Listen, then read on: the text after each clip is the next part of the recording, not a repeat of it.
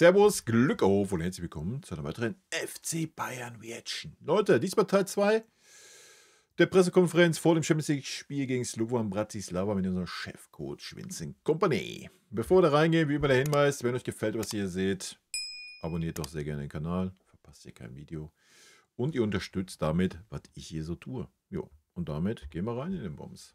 Pressekonferenz ohne den Cheftrainer, Vincent Kompany. Servus Winnie. Servus. Und weiter geht's. Teil 2. Es beginnt 2. der große Mann in der Mitte, Torben Hoffmann für Sky. Ja, danke, Dieter.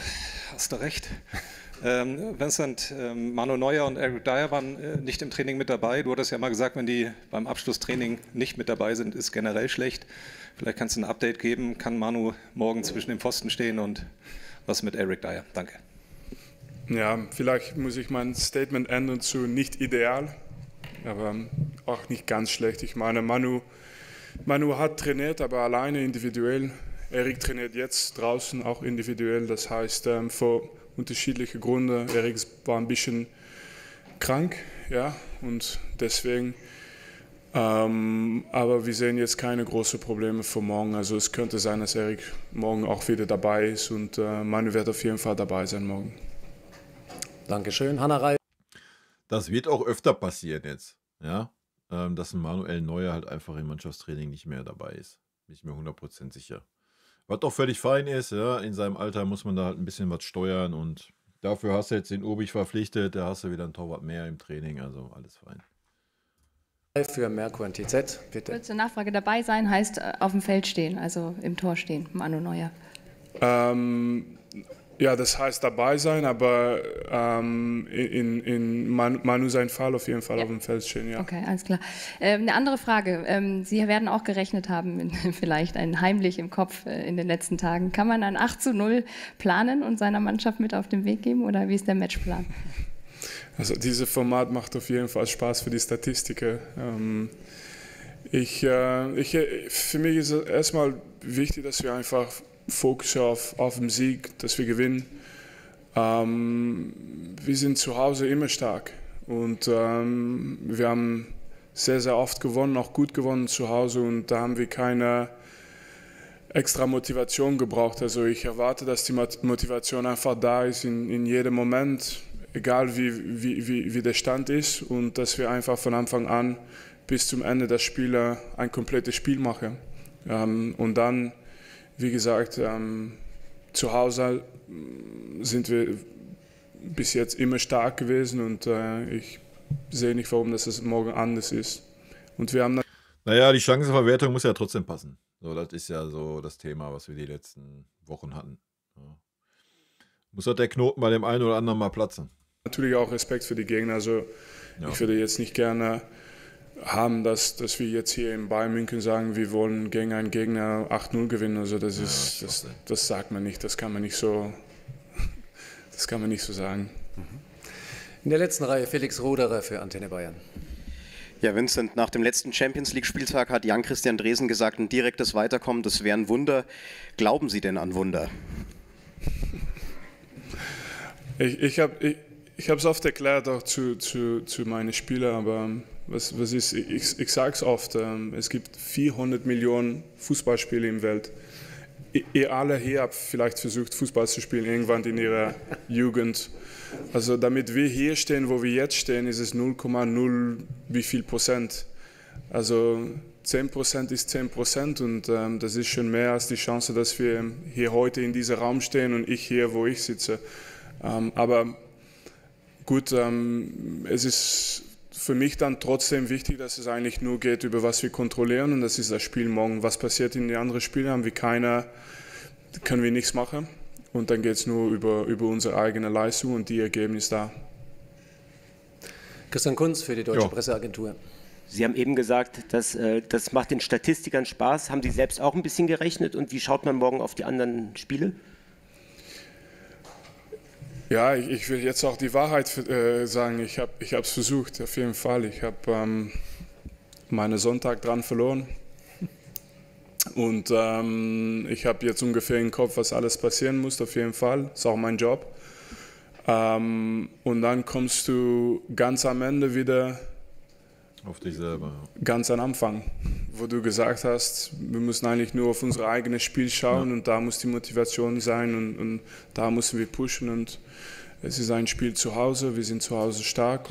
Es bringt ja alle nichts, du hast alle Konstellationen im Kopf und alle Gegner spielen für dich und du gewinnst das Spiel dann nicht. Hat dir dann alles nichts gebracht am Ende des Tages. Und dann schauen, was passiert. Ja. Auf der linken Seite Michael Schröer für Bild. Haben Sie schon jemanden aus Ihrem Staff abgestellt, der sich morgen explizit um die anderen Spiele kümmern wird? Oder wie wird das während des Spiels laufen?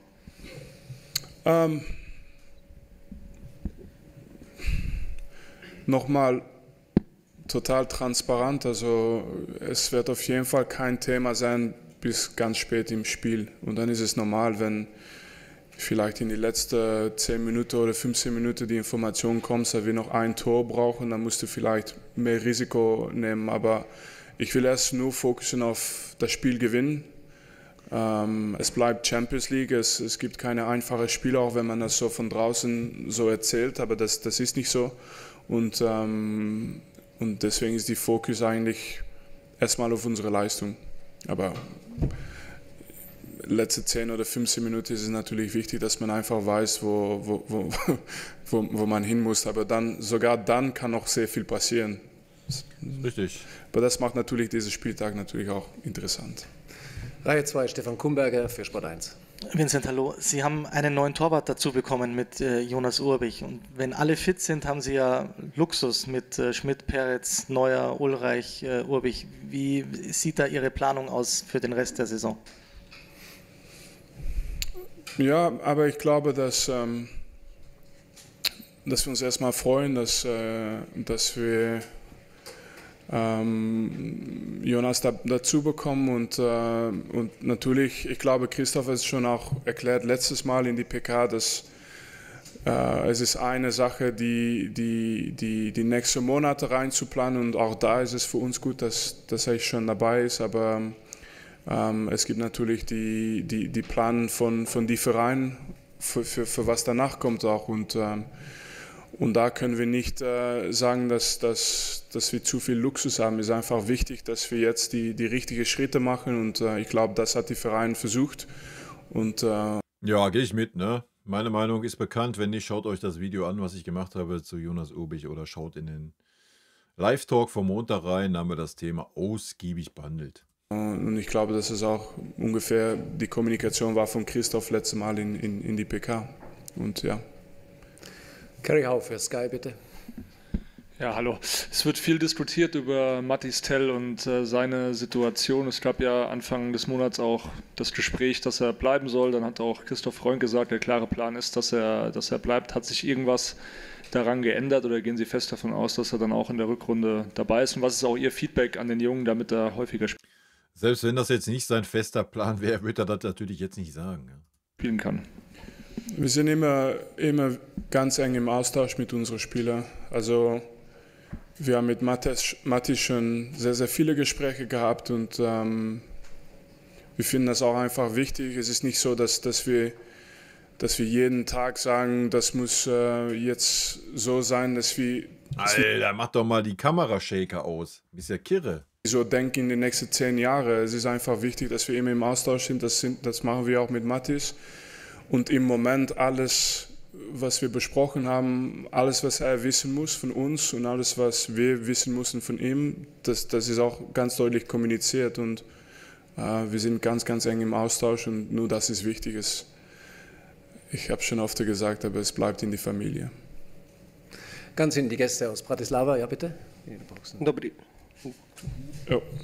Ja. Dobrý večer. Dobrý večer, Vladimír Pánčík, Deník Šport. Hello, good evening. We heard the word miracle and Slovan wants to create a miracle by winning a point. We are currently playing against a team that not only needs to win but score as many goals as possible. So you are going to be an uncomfortable opponent for us tomorrow. Is that your plan? Look, I think it's football. People come to the stadium, people come to these games to see special things, you know, and special doesn't just mean for us. So I respect the fact that the opposition also has some ambitions for this game. But I said it before, I think we do respect the opposition for sure. And but my idea is that this game is at home, and this is a special place for us. It really is a special place. And in that place, anything is possible, and that's that I'm not saying this to. Boah, ich denke, wenn wir gut reinkommen ins Spiel,